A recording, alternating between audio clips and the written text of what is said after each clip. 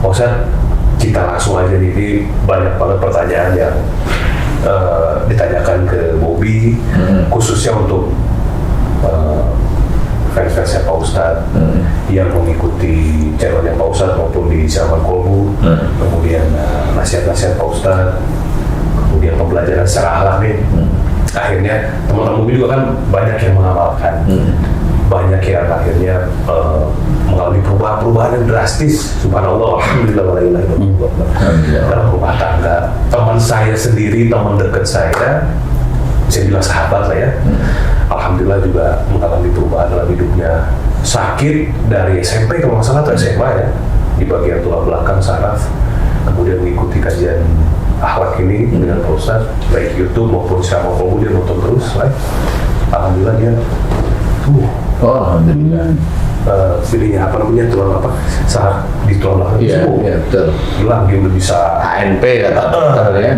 Alhamdulillah. Kemudian kehidupan rumah tangga juga alhamdulillah membaik ya. Emosionalnya pelan-pelan, karena nggak mungkin, sulit untuk langsung sekali jadi, orang itu kan harus ada prosesnya. Nah, kemudian orang-orang ini kan termasuk saya, Pak Ustadz, termasuk kita semua lah yang sudah menjalankan apa yang disampaikan Pak Ustadz secara akhlak, kemudian kita akhirnya jadi mengetahui bahwa kalau misalkan saya begini tuh, kesalahan saya di sini tuh orang tuh lebih paham. Alhamdulillah di situ. Kepala pusing, tiba-tiba pusing ya, padahal badan enak, kenapa ya? Ada pemikiran jelek sama orang. Kemudian kita ada prasangka yang kurang bagus sama orang. Akhirnya kita sholat, kita mohon ampun, kita taubat. Setelah itu Allah mendatangkan banyak cara. Kayak saya contoh nih Pak Ustadz. Saya pernah ada pikiran jelek sama seseorang di kerjaan lah gitu ya. Kemudian waktu sama Mbak Kia? Oh bukan. Itu mah di luar kerjaan. Oh iya. Kan kalau ngerjain kan kerjaan juga namanya. Oh iya betul ya. Kalau itu mah jarang lah pikiran jelek. Lurus saja kalau di situ. Fokus.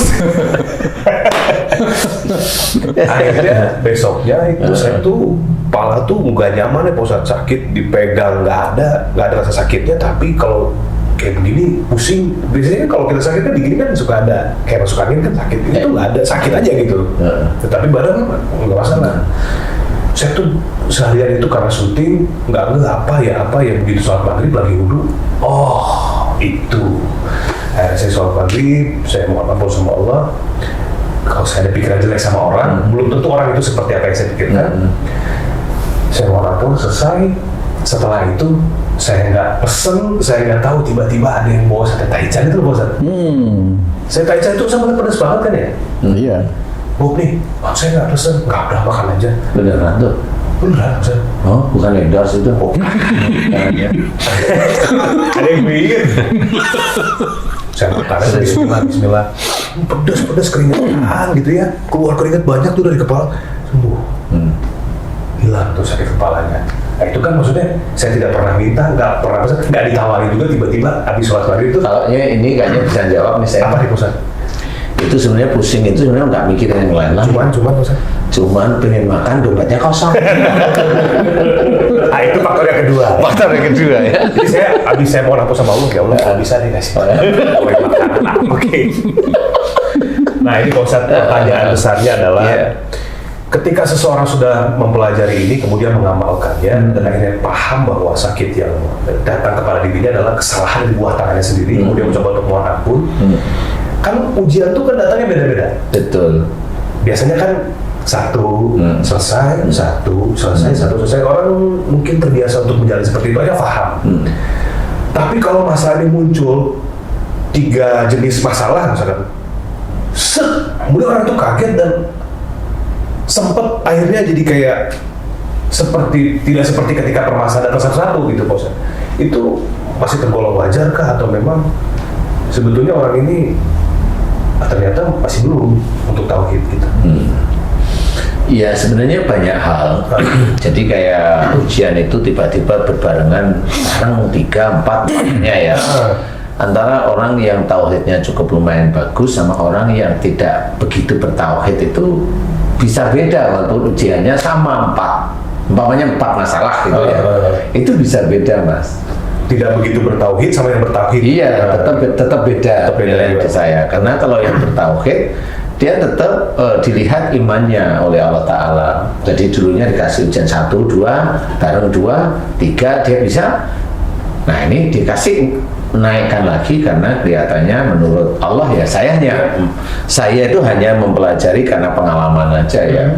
Jadi bisa aja memang seseorang tersebut atau Mas Bobi atau siapapun itu memang dilihat oleh Allah Ta'ala imannya mulai membaik sehingga tetap Allah akan memberikan ujian. Ujian itu tidak akan selesai sampai akhir hayat seseorang dan akan terus bertambah. Dan ya, bertambahnya atau enggak tahu ya kita ya. Karena itu kan hanya Allah ya, hanya Allah. Tapi tetap ujian itu akan terus ada. Nah, yang harus kita pahami itu adalah akhlak dulu nih sebelum ujian ini. Sebenarnya saya itu memberikan pelajaran tentang akhlak Nabi. Ya, saya memberikan pelajaran tentang akhlak Nabi. Akhlak Nabi yang bagaimana hatinya diguncang dengan pada saat syiar Islam, itulah sama pada saat kita itu diguncang dengan keadaan hati kita, bagaimana kita, kalau kita itu umatnya Nabi, apakah kita bisa mencontoh Nabi? Mencontoh, Nabi itu kan contoh. Jadi bukan kita itu mendengar Nabi itu baik, Nabi itu bisa ini, itu terus kita hanya cuma memuji Allah dengan subhanallah, boleh, nggak salah. Tetapi adalah kita mencontoh itu adalah mengingat-ingat persoalan-persoalan yang dihadapi Nabi dan kita mencontoh. Tidak hanya cuma sholatnya aja yang kita contoh, kan gitu ya, perilaku, tapi juga perilakunya. Kenapa Nabi Muhammad itu dimunculkan atau dilahirkan di muka bumi ini memang kecuali untuk menyempurnakan akhlak. Jadi disinilah sebenarnya pelajaran dari akhlak itu saya mulai itu dari situ. Karena apa? Saya banyak melihat saudara-saudara kita Muslim itu saling menghujat, itu ya sedih saya sebenarnya. Saling menghujat itu sedih, merasa benar, apalagi kalau memang sudah jago-jago agamanya itu sudah dia punya ego sendiri untuk membela, untuk begini. Kalau enggak, dia punya grup sendiri untuk menjatuhkan saudaranya yang lain. Dia merasa paling benar itu. Iya, dia merasa paling benar. Nah, ini tidak menyontoh Nabi. Dari sholatnya bolehlah mencontoh, dari puasanya bolehlah mencontoh, dari pakaiannya bolehlah mencontoh. Silakan, nggak apa-apa, kan gitu, nggak ada persoalan. Tapi dari sikap-sikapnya malah ini bisa menjadikan sikap yang keluar dari jalur syariah. Iya benar. Lebih ke kemasannya. Kalau perilakunya kayaknya jarang tuh maksudnya. Iya, lebih ke kemasannya. Iya. Pakai jagung. Seperti itu. Kalau itu tidak ada persoalan, monggo-monggo aja kan gitu. Tetapi perilaku sehari-hari inilah yang kita itu kan tahu bahwa di dalam Quran diceritakan bahwa Nabi Muhammad itu adalah contoh yang baik. Suatu hasanah. Jadi disinilah saya memberikan pelajaran tentang akhlak mulut, gimana caranya berkata yang baik. Zaman sekarang mulut itu banyak diganti dengan gadget atau dengan YouTube, medsos lah ya. Bagaimana berakhlak di dalam melakukan hal-hal seperti itu, kan gitu. Akhlak mata itu tidak cuma mata melihat gini, biasanya mata itu langsung berhubungan dengan ego, dengan amarah, dengan cara pikir. Akhlak telinga berhubungan dengan sama cara mikir, kita mendengar cocok apa nggak cocok. Itu kan sebenarnya cara Rasul yang sebenarnya sudah diceritakan oleh Allah Ta'ala di dalam Quran, bahwa semua yang terjadi di sekitar kita itu ujian kita sebenarnya. Nah, banyak saudara-saudara kita itu yang nggak paham, banyak sekali. Nah, akhirnya disinilah akhirnya di zaman saat ini adalah zaman, menurut saya zaman yang mulai hancur-hancuran. Benar, maksud Allah. Orang Islam satu dengan Islam yang lain saling bergontokan, gesekan. Kenapa saya ada di tengah? Saya bukan ada di tengah, saya ada di garisnya Rasul aja. Kenapa nggak bilang ini? Apa yang mau saya bela? Kan gitu ya. Apa yang mau saya bela? Saya membela itu harus jelas. Kalau memang orangnya baik, melebihi, melebihi saya, kemudian dia di dolimi baru saya melihat ini. Tapi kalau orangnya lalu biasa saja, mau dibela yang mana? tutur katanya ya begitu-begitu aja kan gitu, cara berpikirnya ya begitu-begitu aja, menganalisa sesuatu ya begitu-begitu aja. Nah, apanya yang mau dibela? Itu kan saudaramu. Iya, saya jawab iya, itu saudara saya. Nah kan harus seiman. Lu nanti dulu. Nah dia merasa saudara saya enggak kan gitu. Kenapa seperti itu? Jangan membilangkan saudara kemudian akhirnya membela sesuatu yang sebenarnya tidak baik dibela. Itu. Karena apa? Di Arab sendiri itu juga di Mekah khususnya itu juga sama, yang salah ya tetap dihukum. Nggak usah yang begitu. Rasulullah juga cerita kalau anaknya sendiri itu mencuri, Rasul yang akan memotong tangannya, itu kan sudah dijelaskan. Berarti tidak ada yang maunya anaknya Rasul itu mencuri terus Rasul dia nggak boleh anak saya, kan nggak seperti itu. Udah sama muslim darah daging lagi. Nah, aja iya tetap aja. Nah disitulah kekuatan iman Rasulullah itu diuji dengan munculnya hadis tersebut. Jadi kita itu harus bisa berpikir. Nah kasus seperti Mas Bobi, nah ini kembali lagi. Seseorang yang beriman dia mendapatkan ujian 4, namanya detik itu langsung 4 atau iya. Atau dengan orang yang dia tidak beriman, tidak begitu beriman, dia mendapatkan kasus 4 atau 3, itu sama nggak? Belum tentu gitu. Kalau mamanya Mas Bobi, sebenarnya yang bisa dilihat itu salah satu ayatnya sudah dijelaskan. La yukallifullahu nafsan illa usaha. Jadi semuanya ini harus mengetahui, semua orang Islam di muka bumi itu harus mengetahui bahwa Allah itu tidak menguji hambanya itu kecuali dengan kesanggupannya. Nah ini harus kita pahami. Berarti udah ketahuan jawabannya bahwa orang itu pasti sanggup sebetulnya, Ustaz? Pasti sanggup. Nah pasti itu tetap ada 2 jawaban. Pasti sanggup itu nomor 1, itu kepastian adalah dia mampu. Dia mampu, entah secara fisik itu ya, cara berpikir, cara berkata, cara itu mampu, diizinkan mampu. 1. Yang kedua adalah dia sebenarnya tidak mampu, tapi tetap saya kategorikan mampu. Di mana wong padahal dia nggak mampu? Mampu, dia masih punya Allah. Menyerahkan kepada Allah. Serahkanlah sama Allah. Itu tetap saya katakan itu mampu, karena malah itulah yang paling bagus. Jadi tidak mencari-cari pikir, tidak mencari-cari merasa dia itu bisa berpikir ini terus bisa, akhirnya ujian itu memang selesai cara dia mikirnya.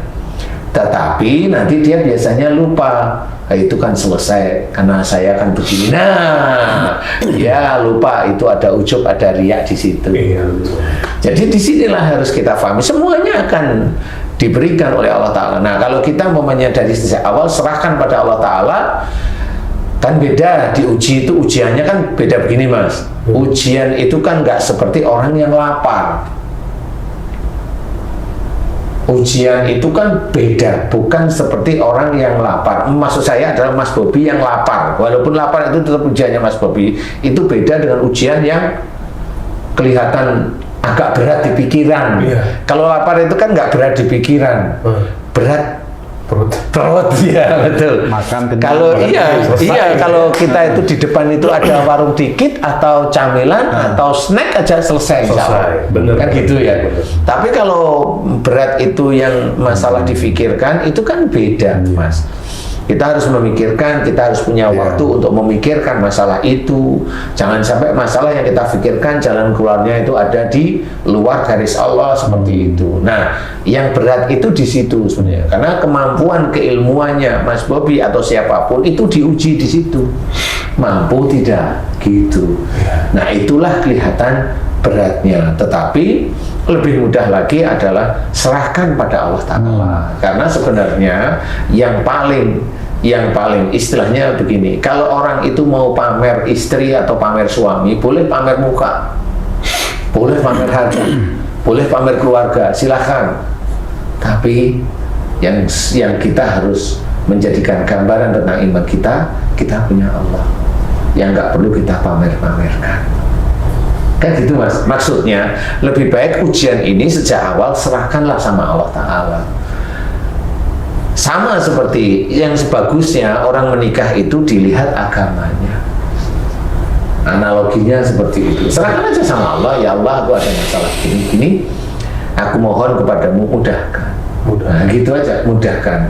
Karena dengan mudahkan itu kan ada faktor menunda mikir biar nggak terlalu berat, kan begitu. Siapa tahu nanti malah dipikirin beneran jengkel mas, pecah pembuluh darah.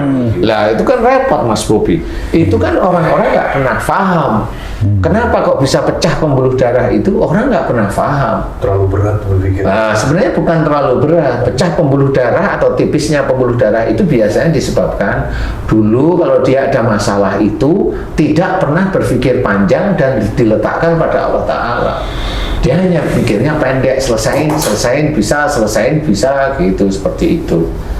Jadi kalau pada saat dia itu mendapatkan masalah agak berat, punyeng dia, dan dia hanya menghadapi dia sendiri, jadi nggak bisa diletakkan pada orang lain. Nah, punyeng. Nah, itulah yang menjadikan itu bisa pecahnya pembuluh darah, walaupun itu sebenarnya juga atas izin Allah. Nah, kalau kriteria seperti Mas Bobi seperti itu, menurut saya itu cara Allah mengangkat derajat kalau Mas Bobi bisa menyelesaikan. Kan gitu, semua jelas. Hadis sudah ceritain bahwa ujian itu mengangkat derajat orang Muslim. Tapi memang tidak dijelaskan secara rinci. Kalau bisa diselesaikan dan selesainya di jalan Allah lah, itu sebenarnya baru itu dia diangkat oleh Allah Ta'ala derajatnya.